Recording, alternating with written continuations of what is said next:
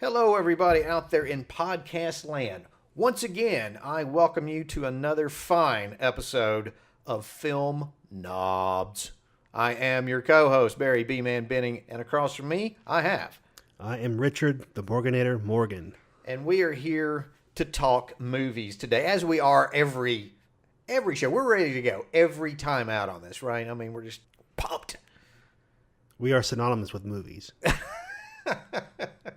All right, so before we get to today's topic, which you will tell me and the rest of us all about here shortly, I was going to ask you, have you seen anything lately, or is there any kind of movie news out right now that you just go, that's interesting? Well, there seems to be some moving and shaking going on in the streaming universe. Apparently, Disney has bought Comcast stake in Hulu, so now Hulu is 100% owned by Disney. So they own Hulu. But yet, now they're also, they've got their own, it's Disney Plus, right? Their own streaming thing. Which is launching in November. All right. So why are they doubling up like that? They have a lot of cash. I'm sure there's more. I'm not the business business expert, but yeah, that seems like, they already had. I guess the other partners on Hulu have started their own streaming services also. So yeah. Everybody's scrambling here, right? To not be left out of of this. This scramble should be pretty interesting over the next year or two. Anything else? John Wick 3 comes out this weekend. Right, as we're speaking, John Wick 3. Well, it opened last night.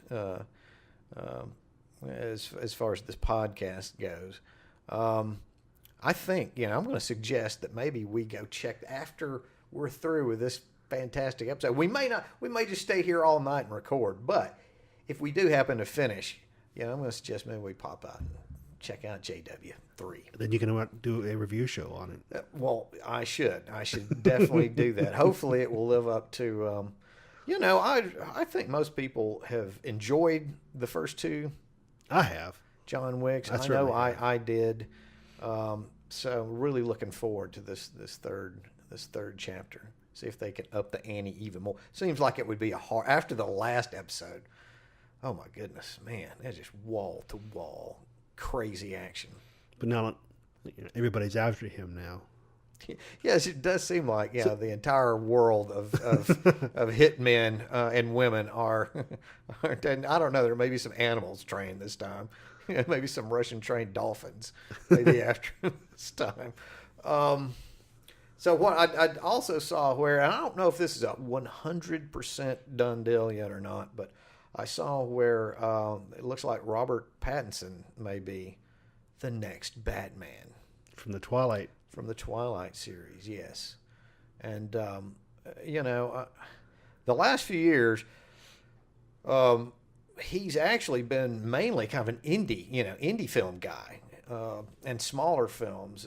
And he's done a really good job in a lot of those. I know a couple of years ago, a movie called Good Time, I thought was one of the better movies of the year. He was in that. He was in The Lost City of Z, another pretty good underseen movie. So I'm going to be very interested to see how he fills out those. It's an interesting casting choice. It is. He will be, I think, at least according to the source that I read this from, that he would be the youngest ever Batman cast in a feature film. Mm-hmm.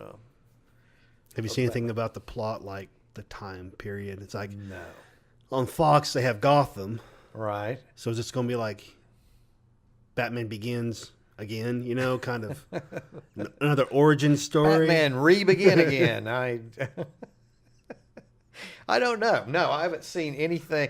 And to be honest, I may kind of look. I'm starting to, I don't know. I know in the business we're in, we need to be, we need to kind of keep up and, know some of these things. But some things I don't want to know a lot about, So I don't know if I want to read a whole lot about this other than, hey, they've cast him and I don't want to know much about it until it actually opens. Might lose some of its mystique. Yeah, well, I don't know if it was you and I or who it was. I remember getting in a conversation not too long ago about the joy of going, when you were younger, when you were a kid, going to a movie. We didn't have, we might have heard some of our friends and whatnot talk about, oh, this sounds like it's going to be pretty cool. But, we didn't have we weren't inundated with information about the film before. Right. We just kind of went in and let the movie wash over us, right? We took it as right then. That we were in the moment, and I miss that. I miss that a lot. So, certainly with some films, at least, some more than others. It'd be kind of nice to be able to just, not have any preconceived notions about, what anybody thinks about it or what the exact plot is. Just go in and either, enjoy the movie or hate it, on its own merits. But again, we also are the Film Nobs, and we've got a film podcast. Right. So we're kind of, I guess we're obligated, one would say, to maybe know a little bit about. And, we've talked about this before. The younger generation now, they don't seem to mind as much having more, information about the movie before they go in. Well, they're inundated with experiences on a daily basis. The magic of technology and smartphones and Wi-Fi, and now we're getting up to 5G. So, it's experience a minute. Yeah. Now, give it. Yeah, I don't have time later. Give it to me now. No, can't wait. And I don't know. I think that kind of diminishes, for me, at least, a little bit of the movie-going magic experience, somewhat. But we got to roll with the times, right? All right. So, what have you got in store for us today? What's Well, we're going to talk about one of my favorite movie topics. Right. What is that? Movie franchises. Okay. All right. So what I've done, I've compiled a spreadsheet of movie franchises. And without getting into the weeds of it. Come on. We can get in the weeds.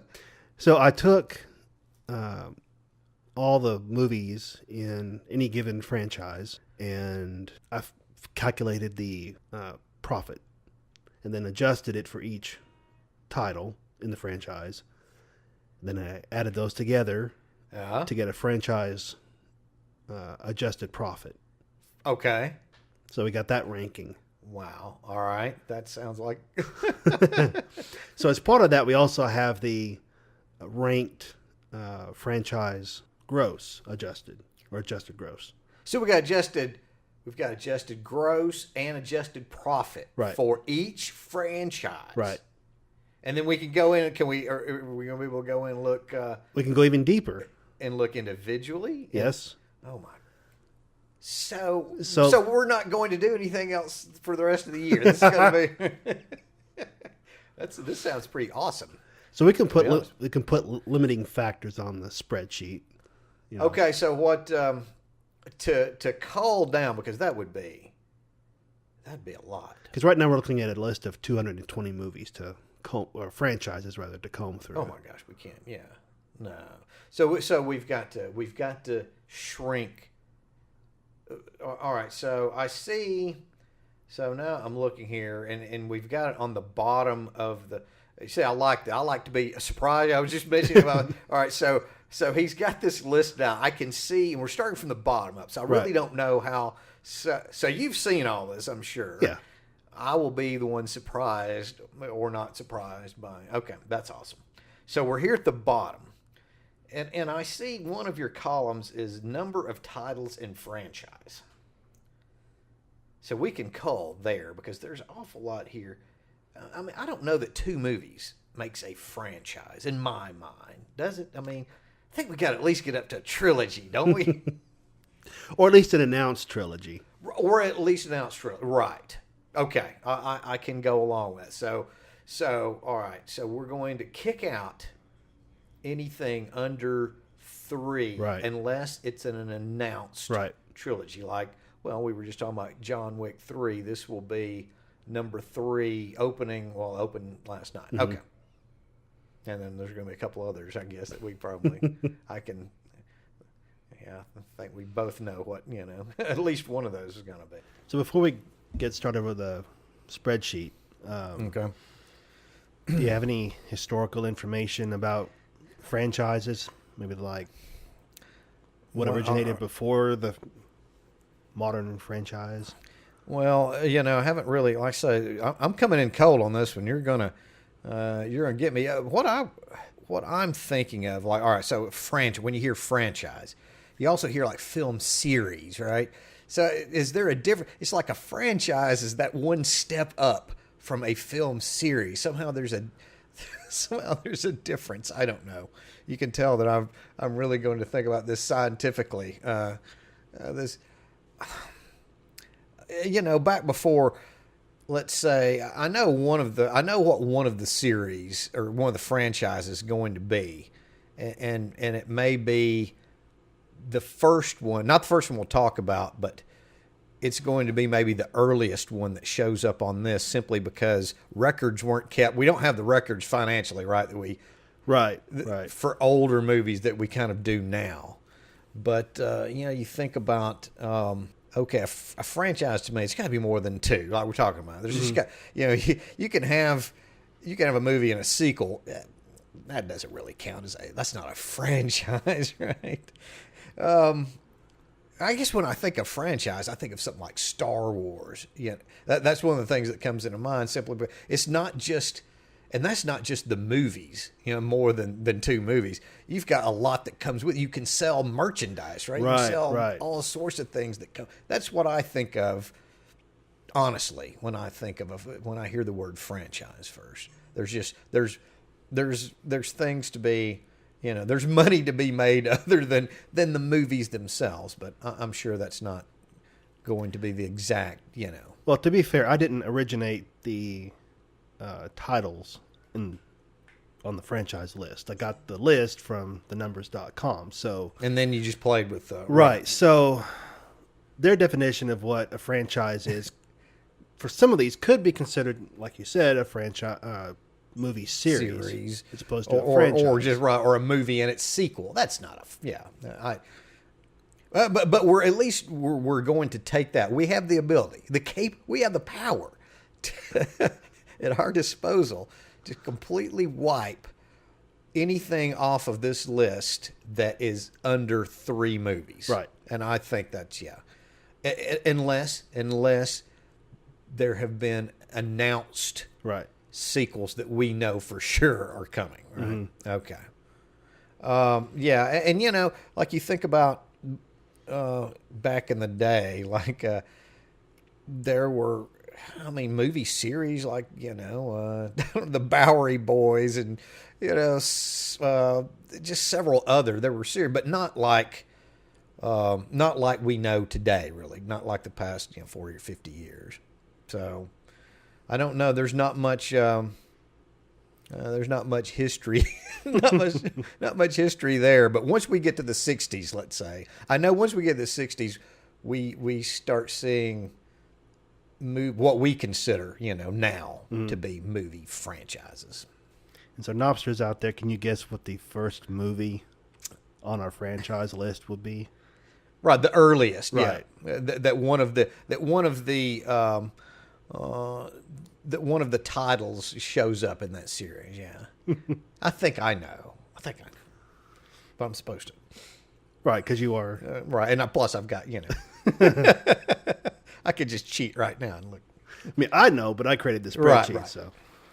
All right, so what have we got? What comes in now? Now that we've culled out the would-be's, right? The wannabes. Uh-huh. What have we got coming in at the bottom spectrum of this list? Well, with our culled, with our new improved culled list that we might be able to get through. I've got Barbershop coming in. Barbershop. Okay. I see. Okay, so it says we've got 3 titles in the franchise, which must mean that there. See, I always thought so. There is technically there's Barbershop 1, 2, and 3, right? And I always thought like Beauty Shop was maybe part, but I guess not. I guess they're not considering, or I guess it wasn't in the. Not according to the numbers. Not according to the numbers. Okay, well I didn't see that. I did see the first. Actually, I believe I saw the first 2 Barbershop. I certainly liked the first one. It had a lot of likable actors in it, right? Yeah, Ice Cube, Cedric the Entertainer, Anthony Anderson. Who else was in that? Troy Garrity, Michael Ealy, I think. So you had a likable cast, and at first glance you kind of think, well, that may be a niche movie. It's a urban set comedy. With a predominantly African-American cast, but Barbershop played well across the whole country, big markets and small, and across all demographics. And it was, like I said, the first one certainly was a pretty entertaining comedy. So out of curiosity, I know, surely most of the numbers on the Barbershop trilogy, I guess, I see 3 there, is going to come from the first. Break that down. How much did the first, because those other 2, I'm not sure how well they did. What do we got? Yeah, they definitely stair-stepped. So the first one, the adjusted gross was over $108 million. Yeah, that's not bad. The second one dropped off a little bit at $88 million.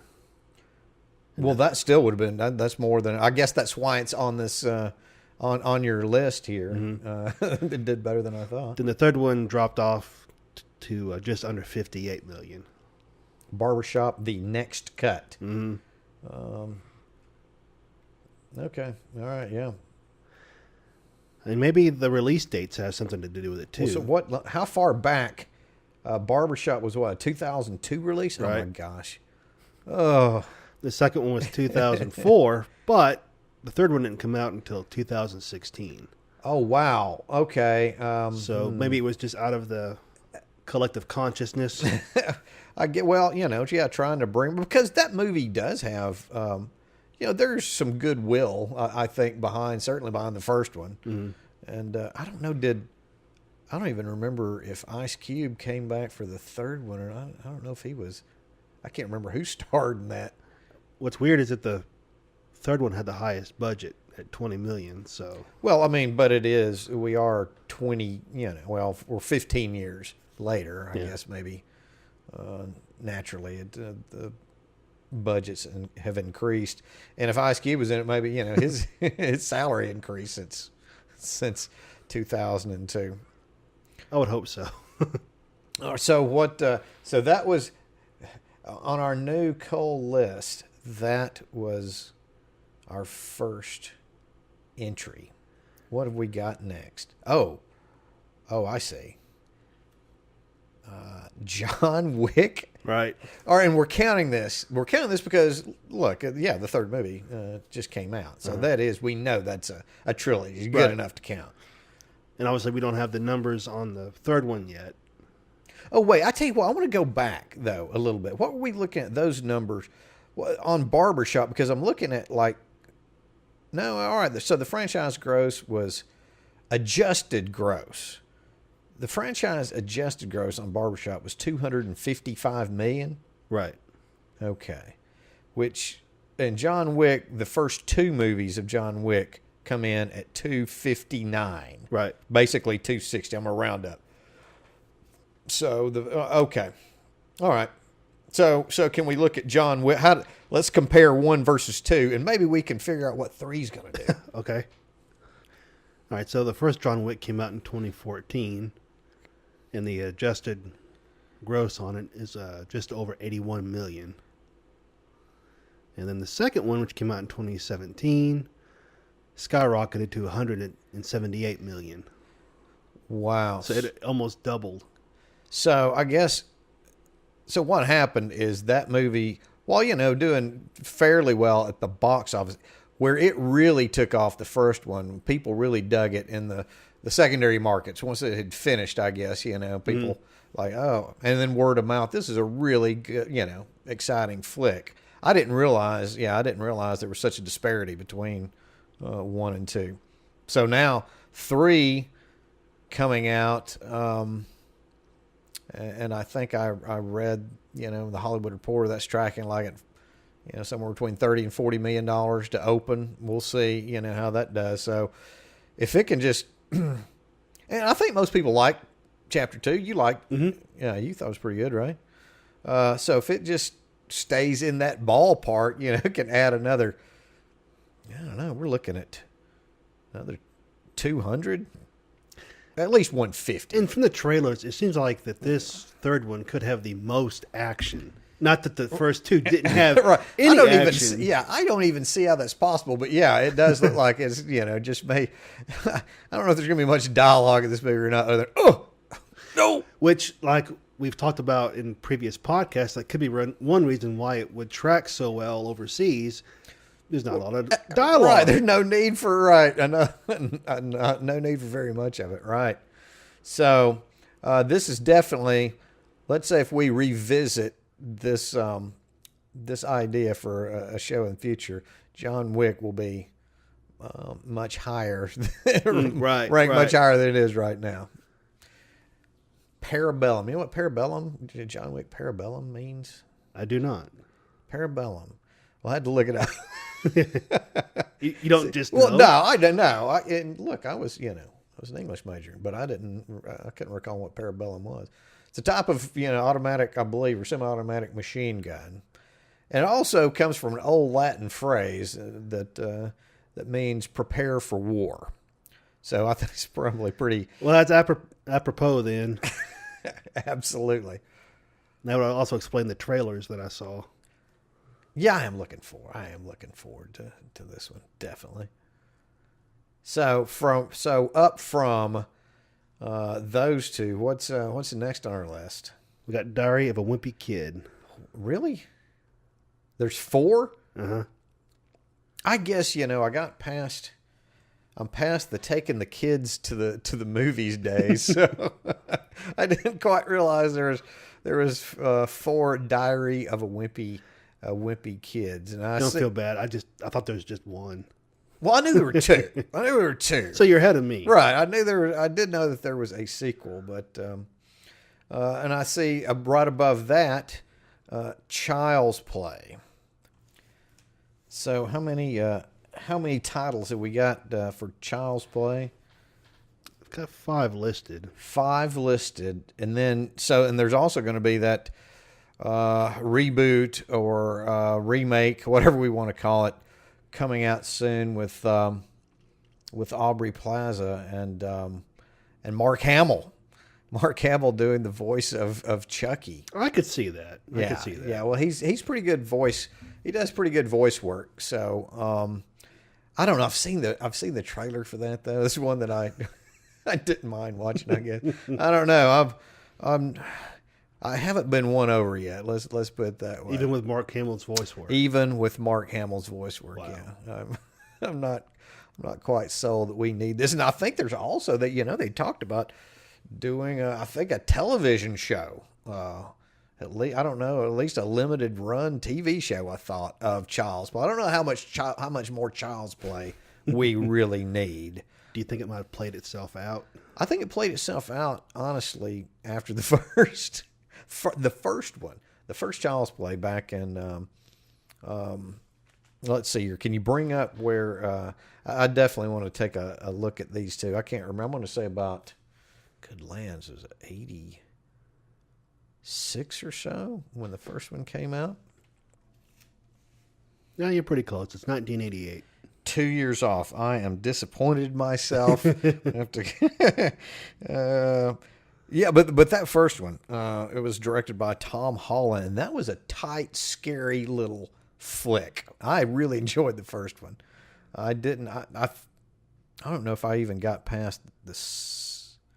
No, I did see 2 and 3. Yeah, they were both pretty lame. So what did Child's Play, the original, come in at on your adjusted gross? Just over $95 million. And I guess that's pretty good for pretty good for a cheap horror movie. Or well, I say cheap, it was low budgeted. That sounds a lot better. Child's Play 2, what, 66? Mm-hmm.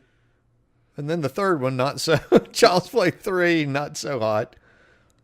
But a big bump back with so on Bride of Chucky back in 1998. Mm-hmm. Back up to 80, basically, almost around $80 million for.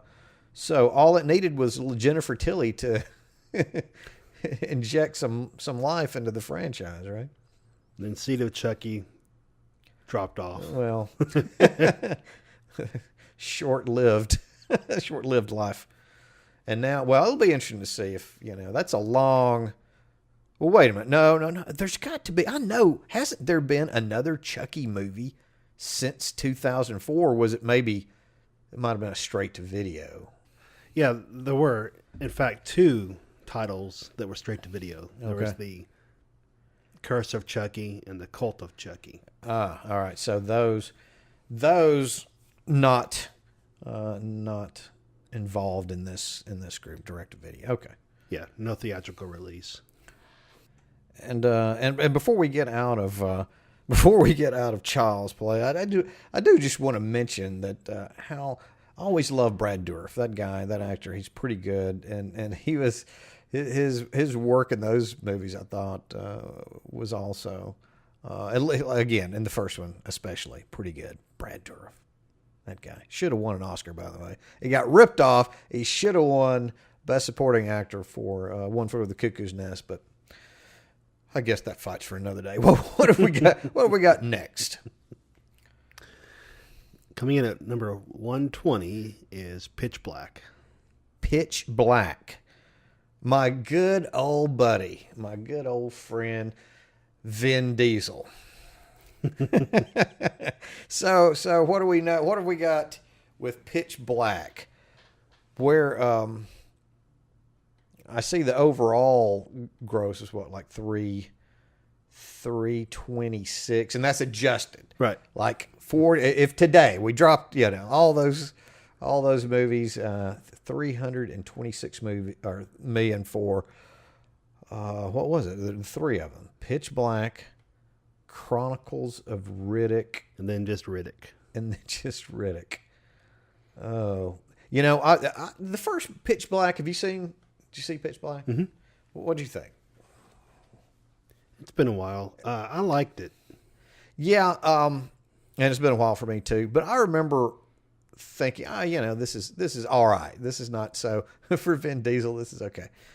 And I started watching. I think the Chronicles of Riddick's the one with Judi Dench in it, right? I think maybe, I don't know. Anyway, yeah. Anyway, it is. Is it okay? Yeah, I made that about. I might have made 20, 25 minutes. I don't know. I went on to better things. So I take it you haven't seen Riddick. Nope. Nope, I haven't. I'd forgotten all about. Wait a minute. Hold on. When did Riddick come out? 2013. That was almost 10 years later. Part of me wants to say, you know what? I did see that. I did see Riddick. And now this is going to sound odd since I couldn't remember it. Actually, that was another one I thought if I had turned on the TV at 11, 12 o'clock at night and started watching it, it would be fine. It'd be a fine, super late night movie. Right. Wow, I'd forgotten. With who was in that? The female lead? Katie Sackhoff. Katie Sackhoff. Right. And Batista was in it too. Ah, that's right. Dave Batista and Dredd and McCoy. Urban. Carl Urban was in it as well. Yeah, that movie was okay. But man, that second one, I couldn't make it. 20 minutes through that one. Well, the second one did the best out of all 3. of course, the one I did. Gotta show. Well, what did it do? Adjusted. It made over $144 million. Well, I would have thought the first one. I really would have thought the first one would have come in number one there. Okay. What's and I'm sure this isn't going to be my good buddy Vin Diesel's only foray into this list. No. Much like I'm sure we talked about John Wick earlier. It's not going to be Keanu's. No. So up from that, I know those are spoiler alerts, but yeah. Oh no! Now we've got to sack this whole show and start over again. So up from Pitch Black at one. No, all right. Pitch Black was at 121, or no? Was it 120? 120. Okay. So next up, then Hellboy. Mm-hmm. And I see 3. So wait a minute. Are they counting this recent bomb as one of the 3? I think they are. Let me see. That's another thing we've kind of got to keep an eye on. You can't trust, these other people. You can trust our list, by the way. Nobsters out there, anybody that's list, you can trust our list, but we've got to stay on everybody else's list. I don't know that is this official canon here? Yeah, no. Yep, they did count it. They did count it. Mm-hmm. Yeah, well, and I see some red numbers among those blacks. That's got to be from this year's. Yes. Some dangerous red numbers. Hellboy is sporting red for the wrong reasons. Nice. Been kind of sitting on. Have you been sitting on that one? So what the first Hellboy in at basically $100 million adjusted, mm-hmm. And then Golden. All right, again, I'm kind of surprised. I thought the first one outperformed the second one, but I am wrong once again. The Golden Army in at 160 million, adjusted. And then poor David Harbour's version. Actually, hold on. No, this is the adjusted. I was over one column over. Yeah.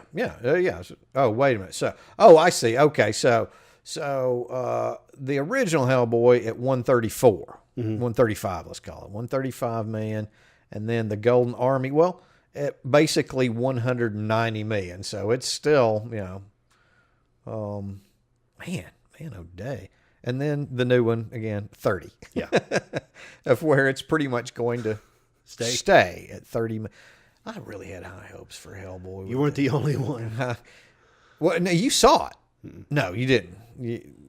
That amount of fair warning was enough to stop you from. I'll see it. I just on video, on video or go to Redbox or Netflix. Right. Yeah. Poor Hellboy. Poor Hellboy. Well, stranger things have happened, I guess. Oh, no. Another one of your favorites. No. Well, look, at least we're getting them out of the way now. Another one of my favorite actors of all time. Mr. Gerard Butler in the next series that pops up. The Olympus Has Fallen franchise. The Fallen franchise. I don't know what. Now, it's on here. There's only been 2 released presently as we are recording this episode. However, we do know that third one's about to drop, next month, I believe. I don't know. A lot of people obviously like those movies. They've made a little bank, but I didn't like either one of them. There's just so much I'm willing to swallow, There's just so much I'm willing to accept, and let's see. Those 2 movies. What was the other one that came out the same? All right, so I'm trying to think of which one was. Well, I'm going to try to remain positive. So instead of saying which one was worse, I'm going to say which one was better between Olympus Has Fallen, and White House. Was it White House Down with Jamie Foxx? Remember, wasn't that? Or wait a minute, am I getting my? Hold on, I'm getting all of my. I know it's White House Down, right? Well, who was in Olympus Has Fallen? I know it's Gerard Butler, and was it Mr. Gravitas himself? Right? It was Morgan Freeman, right? Was the president? Right, he was the president, and that one, and then White House Down. It was the president was Jamie Foxx. Who was the other? Who was, or was it just Jamie Foxx? Was he just like a superhero president? No. It was Channing Tatum. Channing Tatum. Okay. All right. So, well, yeah, I wasn't a fan of any of those, although, yeah, I don't know now. Now my memory is foggy on which one of those was actually, and I'm using quotation. For those who can't see, I'm using the quotation mark, better. Which one of those movies is better? So we had Olympus Has Fallen, and then London Has Fallen. And the new one's going to be what? What's the... Angel Has Fallen. I don't even know where that's set. I don't even know what city we're going to try to destroy this time. Do you? I have no information on it. Well, I see. I think the first trailer has dropped. Yeah, I think recently. Last couple of days, but I haven't seen it. That will be one that I don't mind. I'll watch the trailer. So we're going to do a trailer reaction video, Sure. And yeah, you won't mind. No, well, it'll be a lot less painful than. Then I'll let other critics do the actual. I'll let them worry about the actual reviews. I'll do the trailer review for that. That's all I want to. That's all I want of Gerard Butler. So I say again, London Has Fallen outperformed the original with adjusted gross, right? Right. 207 million. Wow.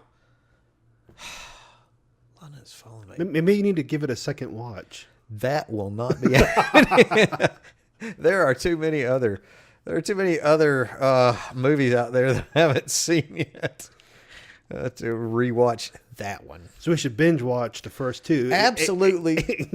Absolutely not. Angel Has Fallen. Oh my gosh, you're killing me. You're killing me, Smalls. Okay, so what have we got next? It's got to be something more appealing, at least as far as I'm concerned. Coming in at number 117 is a franchise that I thought would have done better. The Transporter series, or Transporter franchise. Right. Well, I like the first one. I want to say that I liked, to some degree, all the ones that Statham was in. Mm-hmm. And I'm pretty. You've seen at least the first. I've seen the first three. And do you agree? I mean, were you a fan of? Yeah, I thought those were, and especially the first one. One of his better movies, actually. All three are entertaining. I haven't seen the fourth one. The Transporter Refueled. Right. Yeah, I didn't either. Apparently, we weren't the only ones who didn't see it. Well, let's see here. What was for that one? What, 75 million with adjusted? Again, I guess it's not a bomb, but it's not up to the middle two were the ones who the Transporter 2 at 115 and Transporter 3 at the third one actually outperformed the first two at 127. So some of that, I think, for the fourth one outdoing the first one. It's probably, it's riding the coattails of the name, franchise. So you know what you're getting kind of with a Transporter movie. Or no, you're talking about what? With what number? Refueled. Oh, as to why it made even that. Mm-hmm. Yeah. But without Statham. Right. It's, again, I can't say I didn't bother to see it, but the trailer looked good. I just didn't see the movie. And that comes in at one. The franchise? The franchise comes at 117.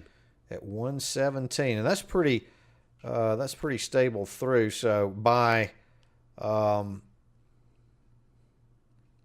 it's 117 by franchise gross, 117 by franchise profit adjusted, right? And 118 by profit per title adjusted. Right. Okay. All right. And next up, okay. All right. I can already see we may have some. So, Texas Chainsaw Massacre, and they say there's 7 titles in this franchise. And once again, maybe not. Well, there were the initial 2, and then, the ones that came years after those 2. I don't know if they're officially part of the family, but I guess as far as we're concerned, right? I guess anything with a Texas Chainsaw Massacre is what they're okay. Because I kind of always looked at 1 and 2 kind of together, and then because the first one, I believe the original was released in '74, and the sequel came about 5 or 6 later with Dennis Hopper of all people. Dennis Hopper was in that absolutely bat blank crazy second one. Oh, wait a minute. Oh, hold on. The second one was 12 years? I don't know why I always considered those 2. Yeah, that was 12 years later for the Texas Chainsaw Massacre 2. Yeah, and then we start getting into all those cheapy ones like Leatherface Texas Chainsaw and those things. Although one of those had, I can't remember which one of them now. One of them had both Renee Zellweger in one of her earlier roles and maybe Matthew McConaughey in one of his earlier roles, I think. I can't remember which one of those were. The first one, the original, the Texas Chainsaw Massacre from '74, that remains to this day, I think, one of the scariest movies. That movie just bothers me for some reason. I get goosebumps watching that. I remember the last time I watched it was just a few years ago, and it still packed that. And it was so well directed, that you think that you're seeing you're seeing a whole lot more than you actually do. There's compared to today's, really bloody horror flicks, there's not much blood in that movie. You'll swear that you saw a lot, but you really don't. So compared to Saw, in the Saw movies, you actually see the gore. Right. When done effectively, you don't have to, you don't necessarily have to see all the first. Well, no, I'm not going to give that away for anyone that hasn't seen the original Texas Chainsaw Massacre. I will say the first time that you see Leatherface, it's just one of those. I just remember jumping a foot. So, and then the rest. Look, I've only seen the second one, and it again was hard to explain. Not very good. I guess that's the best way to explain it. Not very good. And the rest of them, What's the Texas Chainsaw? So the 2003 remake made $149 million adjusted. Is that right? Am I looking at that correctly? The original comes in adjusted at 137, and that's amazing because that movie was shot for next to nothing. But the remakes, the adjusted budget on the first one is $722,000. Yeah, that's dirt cheap. 140 back when they shot it. But yeah, so hold on. No wonder they made a couple. I'm surprised they haven't made more after that. As far as the 2003 version goes, because am I looking at that? The adjusted budget of the 2003 version is just at $12.4 million, making back again basically $150 million. Incredible. All right, so from one horror franchise to another, let's look at Poltergeist, coming at number 115. Poltergeist. Well, certainly remember the first one quite well. Remember the first one and the third one for much different reasons, unfortunately. The first one, supposedly directed by, and how's this for a coincidence? The first one supposedly directed by Tobe Hooper, who directed, well, the original Texas Chainsaw Massacre. But it's certainly, when looking at the movie Poltergeist. So if you look at the Texas Chainsaw Massacre and some of the other movies that Tobe Hooper directed, then you look at Poltergeist, you go, because Poltergeist looks a lot like a Steven Spielberg movie, and that's who produced Poltergeist. So, yeah, Poltergeist was a huge hit and a very, very good movie. 320 million adjusted for Poltergeist. Wow. So I can see why it spawned 2 sequels. Absolutely. And didn't it also, was there a TV series? Something I don't know if it had anything to do with the movie. It seems like I remember a Poltergeist, the series, though. But, other than that first movie, I think what people kind of remember from Poltergeist is the supposed Poltergeist curse, which was at least 4 cast members died, within the 6 years that those films were produced, and two of them were kind of not unexpected. Let's put it that way. But 2 of them were, and that's where the Poltergeist curse kind of comes from. The 2 that weren't expected. They were very young. The actress who played the older Freeling sister, I can't remember the character's name, she was choked to death in her driveway by her then boyfriend, some Los Angeles chef, I can't remember. She was 22, Dominique Dunn. And, not only that, it was horrific, but if memory serves me right, the boyfriend that killed her was only sentenced to like 6 years for voluntary manslaughter, and he got out in less than 4. He was out of prison in less than 4 years. Yeah, terrible. And then the young actress who played the youngest sister, Heather O'Rourke, she died, and I think this was before the movie had been shot, but she died before the release of the film. She was 12 years old. And she died of septic shock. They thought that she had the flu, and they were taking her to the hospital, if memory serves me right, and there was some kind of bowel obstruction. Seems like she had been diagnosed with Crohn's disease before this, and it went from the flu to the bowel obstruction caused some bacteria to be released into her bloodstream, and she died of septic shock, I guess, sepsis shock, however you. I can't remember the exact term, but she was only 12 years old. So, that's unfortunately, those are other than how good the first movie was. That's, at least for me, I remember the Poltergeist curse. Those 2 unfortunate young actresses. But on to more positive subjects. What have we got? What have we got coming up next after Poltergeist? Well, we're going to have to skip a few since we can't cover all of them. Well, I don't know why. Look, we're all the way up to what? 15? Yeah, you're right. There's no way. At this rate, there is no way we're going to get through. I mean, as it is, it's going to be a multi-episode. Right. Well, yeah. We're all right. So it'll be a Film Nobs franchise of its own. Right. I know. Well, I don't know how much. There would have to be a lot more than 4 or 5 titles, though, in that series or in that franchise to get through. So, all right. So we're going to have to cut. We'll cut through some, and we'll get the B's. So which next? What's the next one we're going to talk about then? Coming in at number 112 is Robocop. Oh, there we go. Robocop. All right. Once again, though, that first one was awesome. That first one was great. The rest of them, not so. Well, I didn't see the remake. I'm going to assume, I see that there's 4 titles. They say there's 4 titles here. I'm going to assume that they're counting the remake. They are. Did you see that?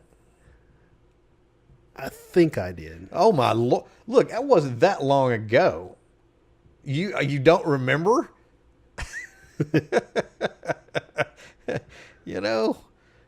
It might be time For to some go reason- check.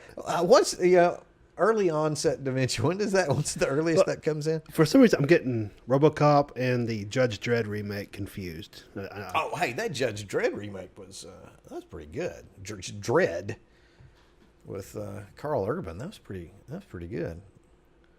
I almost said Keith Urban. I want to say Keith Urban. Yeah, I do too. I get their names switched all the time. That Carl Urban is a heck of a country artist. So RoboCop, the original, 1987. I just remember going. I remember going to that movie and I loved that thing. The premise was cool. The effects were Phil Tippett's stop motion effects on some of those machines were really cool. The coolest thing of all, though, was, I can't remember the actor, but, towards the end where he gets, he falls into the vat of toxic stuff and just The bad guy. The bad guy just gets completely obliterated. Right. Over. And the head rolls off the hood of the car. That image has stuck with me, since 1987. Some terrific makeup work. So what, 120? Basically 120 million adjusted.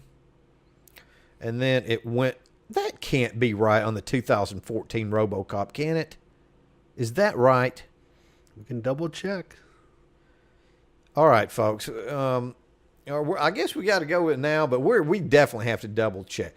According to this, it says that the adjusted gross for the 2014 RoboCop, which was not very well received, is $260 million. That thing, if that's true, that did... Yeah, we have to check that out. That did a lot of business overseas, right? That is correct. I just checked on the numbers.com to double check. Double check. So it kicked ass in the foreign market. Oh, yeah. Wow. RoboCop killed it overseas. That is, and again, we don't really need more proof now, though, but more proof that it's a global business. It's not just U.S. box office anymore. Mm-hmm. It's what can you make overseas? I'm shocked. Yeah, and I'm shocked they haven't announced a sequel. Absolutely. I know what the production, it says production budget is $100 million, but that's that seems like that would justify a sequel, and you could cut down. I don't know why. I haven't seen the movie, so I'm kind of curious as to why that's $100 million budget on that. It seems like you could make it for a little cheaper, but wow. Okay. Well, you're shocked about them not making a sequel. Well, I'm shocked about how much Blair Witch made. Oh, you're talking about the original Blair? Well, tell me, how much did the original Blair Witch make? All right, so it comes in on our list at 110. Okay. You're talking about the franchise. The franchise, yeah. Okay, so all right, so the adjusted budget for the first Blair Witch project is over $900,000. You see, and that's weird because let's talk about this just for a second before we get, because at one point, I remember when that movie first came out. They said that it was shot basically for $7,000 at one point, something like that. But then, I know they had to go in and do a lot of post production on. There was a lot of sound issues, I think, that they had to work on, but they're now saying that the original budget is at $600,000. Mm-hmm. Well, that certainly seems to be, from this list, that's a lot different than what, because I was thinking that original budget wasn't that, even after it had been taken, and amplified a little bit, that was a little high. But we'll have to check that. Yeah, but we can double check. But regardless of whether it was 600,000 or less, that movie made an adjusted gross $380 million. Yeah.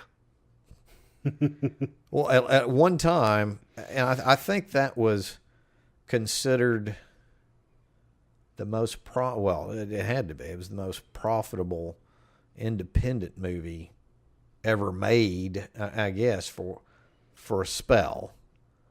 So the adjusted profit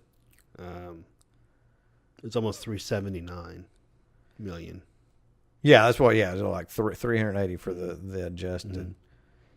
So if that movie was released today, we're talking about the Blair Witch Project. Made 400. Let's just call it $400 million. And that was the movie itself is pretty divisive as far as critical opinion on it now. A lot of people think, well, it was shot for 7,000. Looks like it. It seems like it. And then some others really like it. I'm kind of in the middle. So did you see it in the theater? No. I saw it at my grandmother's house. This farm is out in the middle of nowhere. I mean, miles away from it, right? And I saw it. No one was home. They were gone. I was watching the place. They were gone, and I watched it the dead of night in the middle of a thunderstorm. I'm not kidding you. So you wanted the Blair Witch experience. I did. I got the Blair, because I could have walked out the backyard, the tree line, the forest right behind the backyard there, and it's a deep forest. This is deep woods where this is at. So I definitely could have probably got a little Blair Witch experience there. I was kind of mixed. It was that shaky cam got a little obnoxious after a while, and some of the acting was definitely... left. Look, you're shooting an ultra cheap movie. You're not going to get the best talent, really. But the end of that movie, the end is floored me. The end is what makes it. It is the end. Yeah, it's definitely that will put the hairs up. The back of my neck. I can tell you that. Which again, you and I have talked about this before, not necessarily on the podcast, but how the ending can save a movie. Oh yeah, and in this case. Like I said, I think there were a couple of other effective spots in the movie, but yeah, it's the it's the ending. It's just a punch in the gut. And I didn't see the second one, The Book of Shadows. That was one of the worst movies of the year 2000. As a matter of fact, I can remember it was kind of a. It was a struggle for me to decide, what was the worst movie of that year. Was it Book of Shadows, Blair Witch 2, or was it John Carpenter's Ghosts of Mars? So that's a tough list. That's a. Ugh. And so they're counting. So for the third one we've got in here, we wouldn't need a third one really for it to make this list, but. The remake in 2016, which I just saw very little of. And it wasn't because I didn't necessarily... Seems like something came up that night, and I didn't like it enough to go back and finish it. And the third one performed the worst of all three, so... Wow, well, even though I didn't like it, it was definitely not as bad as... For what little I saw, it was not as bad as the second one. But given that the first one did so well, I could see why they tried to capture some of that. Oh, yeah, well... But what was... It was just a weird... Blair Witch 2 all around just seemed to be... I don't know.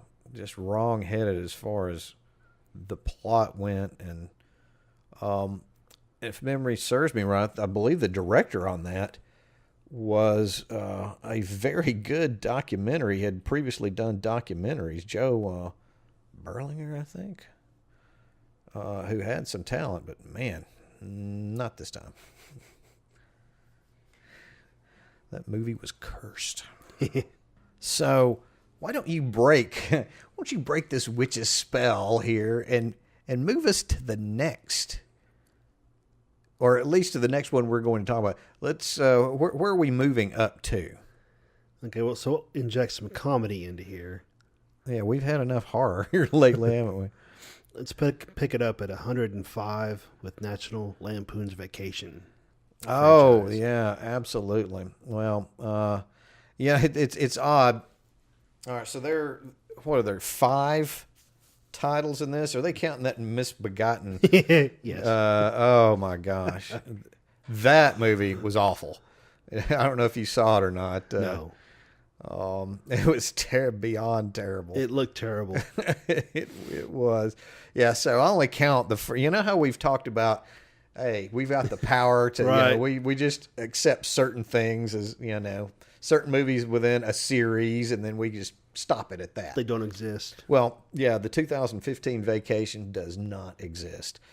The first one, back in '83, I've seen that movie.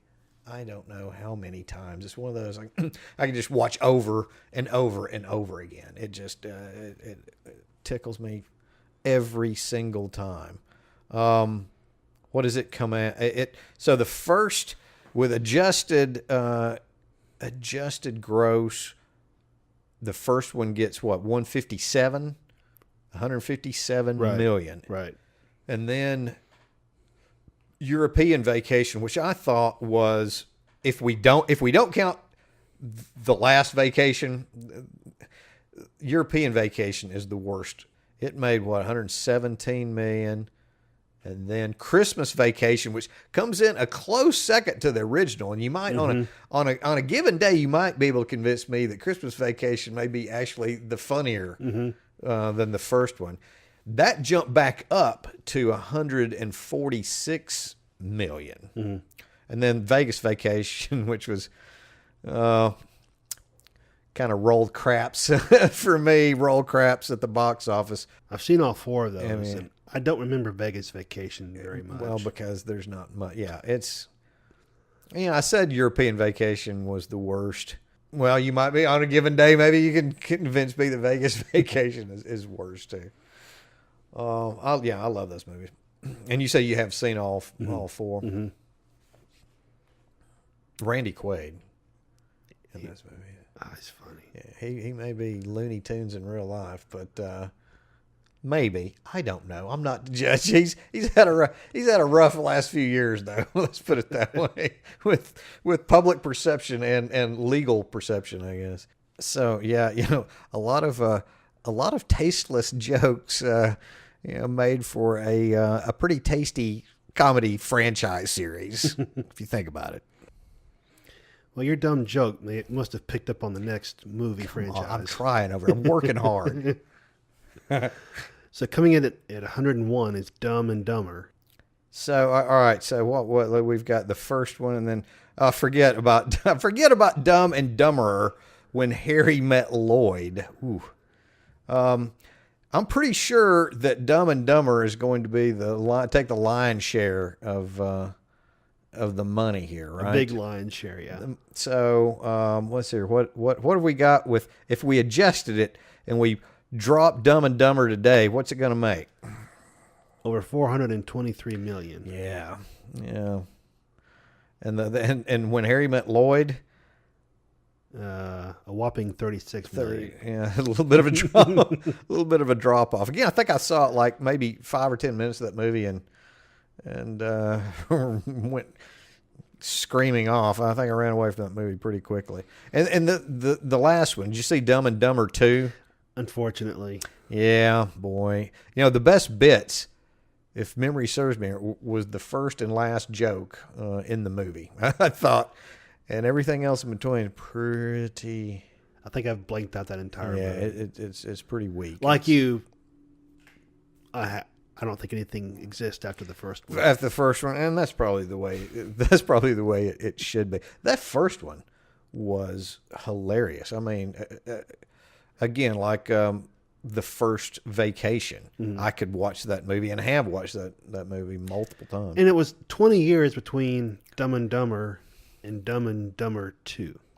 Yeah, there's just some things that you can't go back to. You just, and comedy especially. It seems like comedy is really hard to come back after that long. It just didn't. It just had that stink of desperation, Well, it's like there's things that you do as a baby that, oh, it's cute. That if you do the same thing when you're an adult, not as cute, Right, yeah. So you'd think 20 years later, surely these guys would have learned to behave better. Well, I don't know if we necessarily look. They've got it.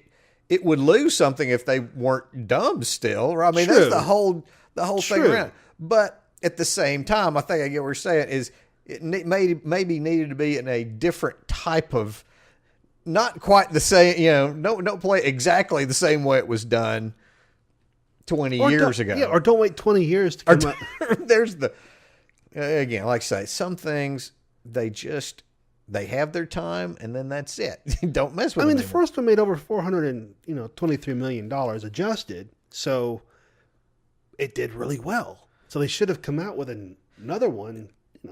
Well, at that time, though, remember, I mean, that was when Jim Carrey took off. True. And he was commanding $20 million a movie at that, right after that. And that's back then, that was ridiculous, Still is kind of ridiculous. $20 million a flick.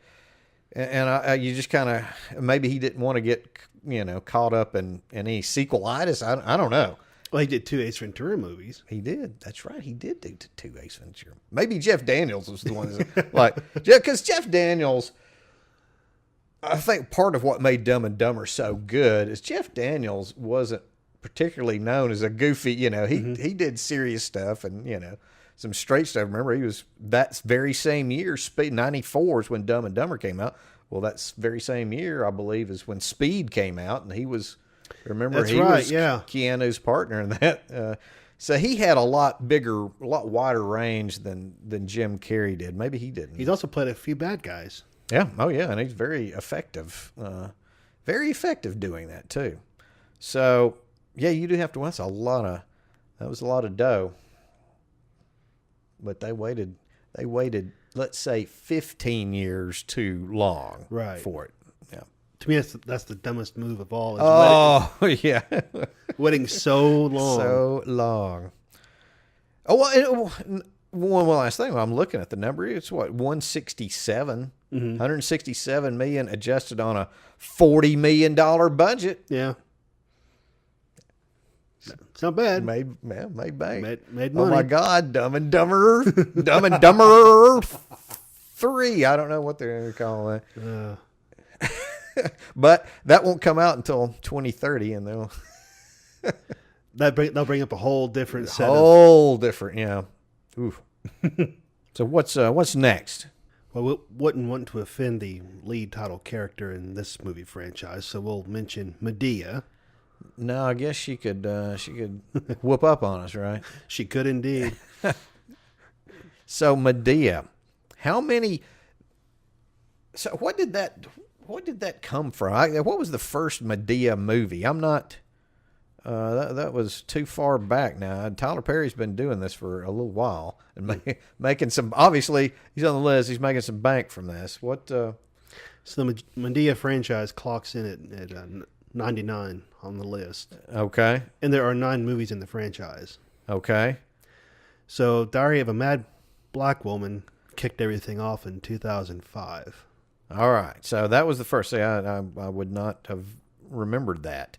What did it come in at? I'm looking here. It looks like 66 million, let's say, adjusted. Right. Off of a $5 million budget. Right. That's a nice percentage profit. And looking at the rest of the series, which one thing you can say is it looks like, looking here both at the adjusted grosses and the grosses, whatever, and the budgets, they're very consistent. I mean, there's one or two outliers here, but most of them are pretty consistent. So you knew what you were going to get. You knew how much it would cost and pretty much how much you were going to make off of it afterwards.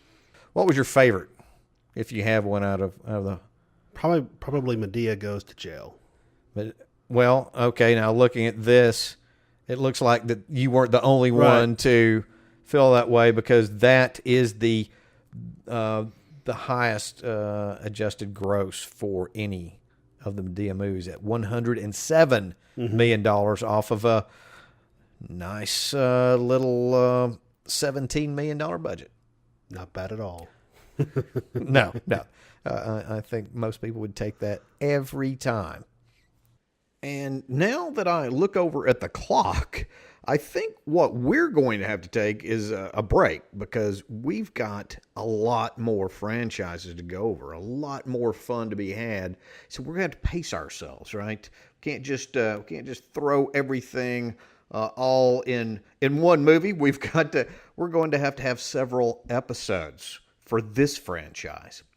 So, Mr. Morganator, I think if you would please, could you go ahead and give everybody our spiel, our social media spiel? Hit us up on social media. Check out our Twitter account. We're at Film Nobs. You can also look us on Facebook and Pinterest. And you can check out the podcast on iTunes, Spotify, SoundCloud, and Stitcher. And be sure to check out our YouTube channel. Find us, of course, at Film Nobs.